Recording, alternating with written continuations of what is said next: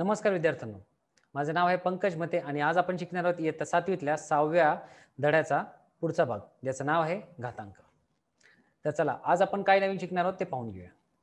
दोन संख्यांच्या गुणाकाराचा व भागाकाराचा घात आपण पाहायचा आहे.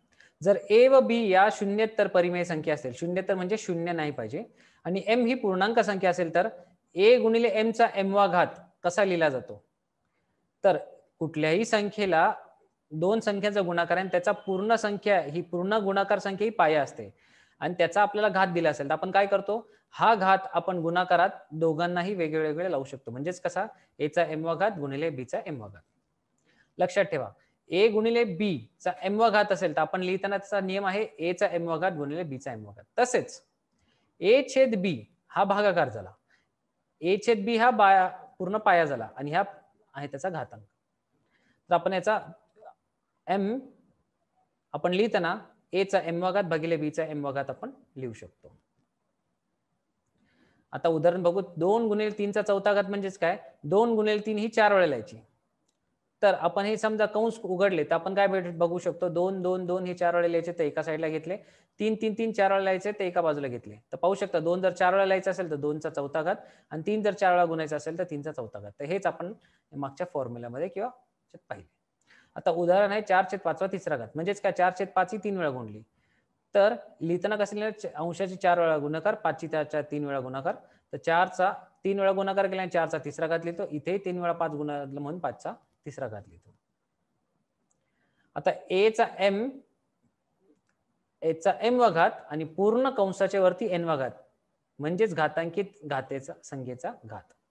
ही पहिलेच एक घातांकित संख्या आहे आणि त्याचाही पुन्हा घात लिहिलाय. तर कसे लिहितात, 5 चा दुसरा घात त्याच्यावरती तिसरा 3 घात म्हणजे काय, 5 च्या वर्गाचा घन असं आपण म्हणू शकतो किंवा 5 च्या दुसऱ्या घाताचा तिसरा घात असं. तर 5 च्या वर्गाचा घन म्हणजेच काय, घन म्हणजे काय, 5 चा वर्ग 3 वेळा लिहा आणि 5 चा वर्ग म्हणजे काय, 5 ही संख्या इथे 2 वेळा गुणा, इथे 2 वेळा घ्या, इथे 2 वेळा गुणा. किंवा दुसरा ऑप्शन असा आहे किंवा दुसरा पर्याय असा आहे, दोन्ही सगळ्या संख्यांचा जर पाया सारखा असेल तर अंशाची आपल्या पूर्ण घातांची होती बेरीज, तर केली बेरीज उत्तर आले 5 चा 6वा घात. आता 7 चा दुसरा वजा दुसरा घात त्या पूर्ण संख्येचा वजा 5वा घात. तर काय करावं लागेल, पूर्ण संख्येचा वजा 5वा घात आहे तर त्याला 5 करायचा असेल तर 1 छेद आपण लिहू शकतो म्हणजे ते वजाचे चिन्ह निघून जातं. आता उरलं असे की 7 चा वजा 2 चा 5वा घात लिहायचा आहे. तर म्हणजे काय, 7 चा वर्ग वजा 2 चा आपण 5 वेळा गुणले तर काय उत्तर येते, वजा 2 वजा 2 वजा 2 वजा 2 वजा 2. एक संख्या जर एक पाया जर स्वतःशीच खूप वेळा गुणाकार होत असेल तर काय करता येईल, या उदाहरणात काय दिले ते पहा. 7 चा वजा 2वा घात चा वजा 5वा घात. तर वजा 5व्या घातला आपण जर धनसंख्येत लिहायचं असेल तर आपण 1 छेद लिहू शकतो, 1 छेद वजा 7 चा 5वा घात. आता वजा 5वा घात म्हणजे काय, 7 चा वजा 2वा घात 5 वेळा गुणावा लागेल. 5 वेळा गुणावं लागेल म्हणजेच काय, 7 च्या वजा 2 ला 5 ने गुणा तर आपलं उत्तर 1चा वजा 7 व 1 छेद 7 चा वजा 10वा घात आणि वजा 10वा घात जर वरती घ्यायचा असेल तर आपण लिहितोय 7 चा 10वा घात असा. आता अजून एक उदाहरण आहे, 2/5 चा वजा दुसरा घात चा तिसरा घात. तर काय करायचंय, पहिले तिसरा घात असल्याने वजा नाही 2/5 चा वजा 2वा घात 3 वेळा गुणा.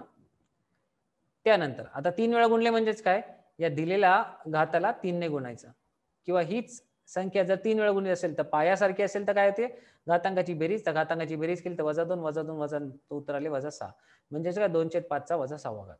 तर आपण काय नियम पाहतो, a चा m वा घात चा n वा घात असेल तर a चा m वा घात हा किती वेळा गुणणार, n वेळा गुणणार. जर n वेळा गुणणार असेल तर एक काम करू, पाया सारखा असेल तर या सगळ्यांची बेरीज होते आणि ती किती वेळा बेरीज होणार, n पर्यंत, म्हणून a चा m गुणिले n वा घात आपण असं लिहितो. तर घातांकाचे काही नियम बघा, a चा m वा घात गुणिले a चा n वा घात असतो a चा m अधिक n वा घात. नंतर a चा m वा घात भागिले a चा n वा घात असतो a च्या घातात m वजा n. आता दोन संख्या असतील a b किंवा a गुणिले b चा m वा घात असेल तर आपण हा m दोघांनाही देऊ शकतो, म्हणजे दोघांच्या घातात जाऊ शकतो. तर a चा m वा घात गुणिले b चा m वा घात. आता तिसरी नियम आहे a बाय b चा m वा घात म्हणजे काय, तर आपण a बाय b ही जर पाया असेल त्याचा घात जर m आला तर तो घात दोघांनाही आपण वापरू शकतो, म्हणजे a चा m वा घात भागिले b चा m वा घात. आणि a चा पहिला घात, तर a कुठलीही संख्या असली तर आपल्याला a च उत्तर येणार, परंतु a च्या जर घातामध्ये 0 असेल तर आपल्याला त्याचे उत्तर येते 1. तर a ही कुठलीही संख्या असू शकते. आता a चा वजा m वा घात म्हणजे आपण काय लिहू शकतो, ही वजा चिन्ह घालायचं असेल तर 1/a चा m वा घात लिहितो. नंतर फॉर्म्युला आहे किंवा नियम आहे a चा m वा घात चा n वा घात म्हणजेच काय, हे दोन्ही घात एकमेकांची गुणले जाणार. आणि सगळ्यात शेवटी आहे a/b चा m वा घात वजा m वा घात असतो, याचा गुणाकार व्यस्त आणि तो घात होतो अधिक. तर आपण आता सोडूया सराव संच 29. सोपे रूप द्या. तर ह्या सगळ्या प्रश्नांची आपण उत्तरे पाहू. पहिला प्रश्न आहे 15/12 चा तिसऱ्याचा चौथा घात. तर लक्षात ठेवा, जेव्हाही घाताचा घात असेल तर त्यांचा गुणाकार करत आपलं उत्तर येते 15/12 चा 12वा घात. तर हा आहे नियम. घाताचा घात हा नेहमी एकमेकांचा गुणाकार असतो. -3 चा चौथ्या घाताच्या वरती -2 चा घात. तर घातांचा घात हा करत गुणाकार असल्यामुळे आपलं उत्तर येते 3 चा -8वा घात. 1/7 गुणिले 1/7 आपल्याकडे संख्या आहे आणि त्याचा -3वा घात आहे, त्याचा पूर्ण चौथा घात आहे. तर दोन्ही संख्यांचा गुणाकार केला तर आपल्याला 1/7 चा -12वा घात. आता ही संख्या आहे 2/5 चा दुसरा घात चा -3रा घात. तर काय करतो, दोन्ही घातांचा गुणाकार केला तर -2 गुणिले -3 आपलं उत्तर येते 2 ऋण संख्यांचा गुणाकार नेहमी धन असतो, म्हणजेच आपलं उत्तर येते 6. आता 6 चा 5व्या घाताचा चौथा घात म्हणजेच काय, या दोघांची गुणाकार करा तर उत्तर येते 6 चा 20वा घात. जर 7/7 चा 5 चा दुसरा घात असेल तर काय करा, दोघांचा गुणाकार करा तर उत्तर येते 6/10 6/7 चा 10वा घात. 7वा प्रश्न आहे 2/4 चा -4 चौथा घात च्या वरती 5वा घात. तर ह्या दोघांचा गुणाकार केला तर -20 येते. तर आपण लिहिले 2/3 चा -20वा घात. जर तुम्हाला याची वजाबाकी चिन्ह काढायचं असेल तर आपण काम करू शकतो, याला अंश छेदाला उलटे करू शकतो.